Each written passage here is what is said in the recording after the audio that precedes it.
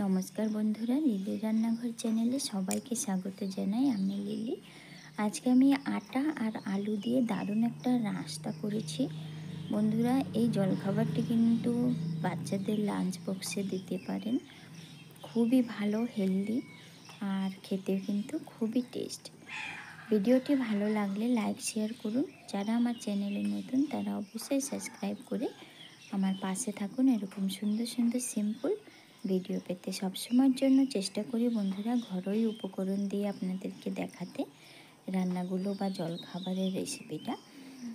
তাই আজকে করলাম, আপনারা দেখে নিন। আর বাড়িতে অবশ্যই একদিন তৈরি করে বাচ্চাদের দিন, দেখবেন খুব আনন্দ করে খাবে। চলুন বন্ধুরা শুরু করি। প্রথমে একটা কাপের মধ্যে আমি নিয়ে নেব অল্প একটু গরম জল। গরম জলের মধ্যে দেখুন এই যে ইস্ট আছে, এটা আমি অনলাইন থেকে এনেছি। ইস্ট দিয়ে দেবো আমি, এই চামচটা ছোট তাই 2 চামচের মতন ইস্ট দিয়ে আমি জলের সাথে কিন্তু গুলে নেব। কাজটা হালকা গরম জলে করতে হবে। এবার একটা বাটির মধ্যে আমি কিছুটা আটা নিয়েছি। আটার মধ্যে স্বাদ মতো নুন দেব আর একটু চিনি দেব। 1 চামচের মতন চিনি দিয়ে শুকনো এগুলো ভালো করে মেখে নেব। মাখা হয়ে গেছে। এবার ইস্ট গোলা জলটা আমি দিয়ে দেব এর মধ্যে। কিন্তু ডো বানানোর জন্য আরও জল লাগবে। আমি এবার নর্মাল জল দিয়ে এটা একটা সুন্দর নরম করে ডো করে নেব। বাড়ির জল এটা, আমি দেখুন নরম করে একটা ডো করছি। এইভাবে নরম করে করতে হবে। এবার দিয়ে দেব আমি আধা কাপের মতন তেল, সাদা তেল। ঘি দিলেও হবে, সাদা তেলটা দিচ্ছি আজকে। এবার তেলটা দিয়ে এইভাবে করে নরম করে কিন্তু আমি ডোটাকে মেখে নেব। একটু ভালো করে মাখতে হবে তেলটা দিয়ে, যাতে তেলটা পুরোটা ডোতে মাখা হয়। মাখা হয়ে গেছে। এবার এরকম দেখুন, এই যে এরকম নরম করে করেছি। এরকম গোল করে আমি ঢাকা চাপা দিয়ে আধা ঘন্টার জন্য রেখে দেব। ফিরে আসবো আধা ঘন্টা পর। এদিকে আমি আলু সেদ্ধ করে নিয়েছি। আলুগুলো আমি ম্যাশ করে নেব। আমি ডোটা মাখিয়ে তারপরে কিন্তু আলুটা সেদ্ধ করেছি। করতে করতে আধা ঘন্টা কিন্তু হয়ে গেছে। আলুটা ম্যাশ করে নিলাম। আলুটা কিন্তু এইভাবে ম্যাশ করতে হবে। এবার কড়াইয়ের মধ্যে দিয়ে দেবো সাদা তেল, 5 ফোড়ন, আর সঙ্গে দেবো কারি পাতা দিয়ে আমি আলু ম্যাশ করে রেখেছি আলুগুলো দিয়ে দেবো। আলুগুলো কিন্তু একদম ম্যাশ করিনি, দেখুন একটু টুকরো টুকরো আছে, এরকম করলে ভালো লাগবে। এবার একটু নাড়াচাড়া দিয়ে, কারি পাতাগুলো না হলে পুড়ে যাবে, ওগুলো একটু উপরে এনে আমি এর মধ্যে স্বাদ মতো নুন দেব, হলুদ গুঁড়ো দেবো, সঙ্গে একটু লঙ্কা গুঁড়ো দেবো। আজকের জলখাবারটা কিন্তু একদমই সিম্পল। ভালো করে নাড়াচাড়া দিয়ে আমি সুন্দর একটা মশলা করে নেব। এই মশলাটা কিন্তু আপনারা চাইলে অন্যরকম করেও করতে পারেন। আমি কিন্তু আজকে কিছুই মশলা দিলাম না। দেখুন ভাজা হয়ে গেছে। এই যে এইভাবে করে আমি ভেজে নিলাম। এটাও কিন্তু খেতে খুবই ভালো লাগে, সিম্পল দেখলে খুবই টেস্ট হয়।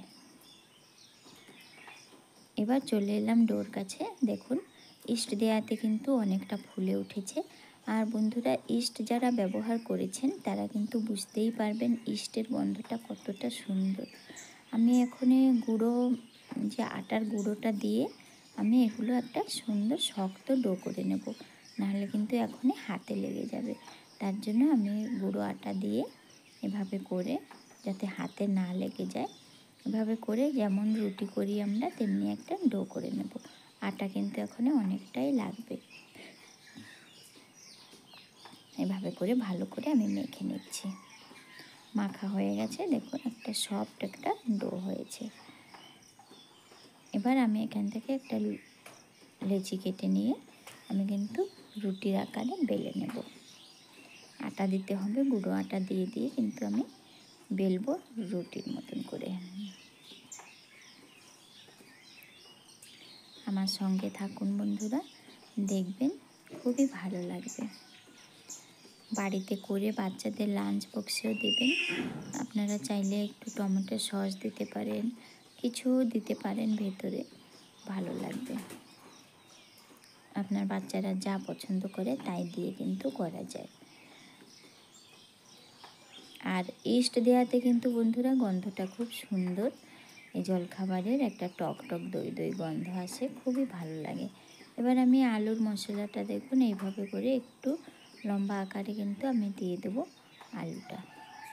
এবার এদিক থেকে এইভাবে করে ফোল্ড করে নেব, চাপার দরকার নেই। এভাবে করে দিয়ে আমি এই ধারগুলো সামান্য একটু কিন্তু চেপে দেব। বাস রেডি হয়ে গেছে ভাজার জন্য।